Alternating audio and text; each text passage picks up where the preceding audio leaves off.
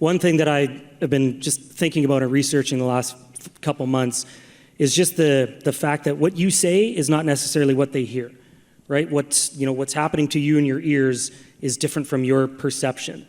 So when you have that in mind, you usually can't blame the player, right? Or if you guys are in charge of coaches, or I'm in charge of putting presentations together and courses and whatnot on the website, well, if someone makes a mistake, it starts with you, right? And then you give it to them, right? And they help you fix it, right? And you're on the same side. So in that vein, talk about your coaches, Jesse, and maybe just their ratio of positive clips to negative ones. Because again, you just sit and watch the game and you relax on 7 a.m. in the morning, you played the night before.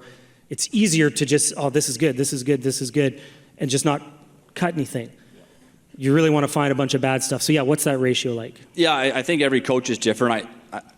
They say the 3 positives to 1. I think it's more of how you communicate that to the player. Are you being sarcastic? Are you running them down a little bit? How do you get through to them so they're not just yesterday with the goalie, Jeff, talking about confidence. He has best years and he was confident. If you're going to leave the coach's room with your head down all the time, you're not going to be confident. You're not going to have your best years. So how do you build the player up versus kind of break them down? And video is huge, because just talking to some of the junior guys here, they're on the ice for an hour, 45 minutes maybe, on the bench for 2 hours. They're cutting video for 8. So that's what they're doing for most of their time. So for them to get all those clips up, how are you going to separate positive, negative? But the teaching is the most important thing. How do you connect it to the game? But you hope they're positive. Hard coaching does still exist, and that's still a thing. But like we're saying over here, if you don't have that relationship, you can't be hard on them, because they're not going to listen to a word that you say. Well, and I think that hard coaching, it counts as hard coaching when you bring Edward Scissorhands in and say, hey, look, you can play Division I hockey, or you can play university hockey in Canada, but you need to fix this. And look him in the eyes, and this one specific kid's 6'3", 210 pounds, and he's a monster, and I'm not very imposing whatsoever. And I've lost jobs because I don't yell, scream, and bag skate the shit out of the players, because nobody sees all that stuff behind the scenes, right? Capturing the video and really working with them. And then again, I'm sure you guys all have examples of that, of when you've worked with someone and had difficult meetings, and then, like we said at the start, it's up to them, how they react to it. So, okay, let's talk about systems. All right, you're with the same kids for how many seasons at a time on average? 2. 2 seasons. So they learn everything kind of at the start. Things are still always in motion. You're always trying to adapt, like we were talking about. But do you ever find yourself standing on the bench watching a kid after 2 seasons like, how has this guy not figured this out yet?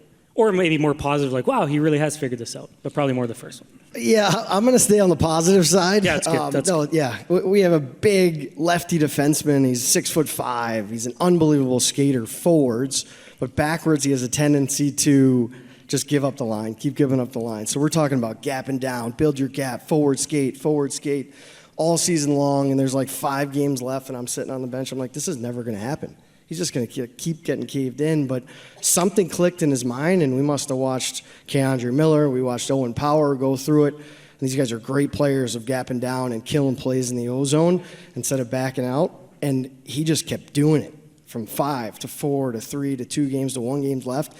He did it perfectly. And I'm sitting on the bench. I'm like, man, I'm so proud of this kid. It's like a proud dad moment. You start to tear up a little bit. You're like, man, this is all worth it. This is why you coach, right? For these kids to finally get it, something clicks in their mind. And yeah, I'm going to stick to the positive part, because it's awesome seeing that when the kids just learn it and they put it into place and they have success doing it. It's awesome. The smallest stuff, right? Jeff, what about you? In the past, we've used video. We would take clips of, here's the right way to do it, right? It could be, YouTube or whatever. And then after that, pull up the video of what they're doing. And so when they see the 2 differences right there in front of them, it seems to click a little bit better with them. So we've done that. I think the one thing that was really kind of interesting, and I didn't expect it, was the platform. And when we're coming together as a team online, it kind of brought the kids together a little bit more. You know, so it was, even though it was virtual, we did all of our video sessions virtual. The kids would have another hour to go and be together, and then usually at the end they would schedule time to do Fortnite or whatever. So it was kind of a nice added bonus that I wasn't expecting. Yeah, Jesse, any horror stories from those meetings? Not so much horror stories, but I think just the thing that you notice is missing a lot is that situational awareness. And I feel it's a big part of it is that call it TikTok generation. They're watching highlights and 10-second stuff, and they're not understanding the habits or the little things that go into the game. So for them to watch video, they don't watch hockey. They don't watch a full game. So for them to watch video, you really have to not forget about the little habits, because they're just looking for those sexy plays and just different things that they really want to do versus what they need to do to get better. And they always want to go back to that. So some of our coaches put that back on the player, have them own their development and say, okay, we're going to meet every 2 weeks individually.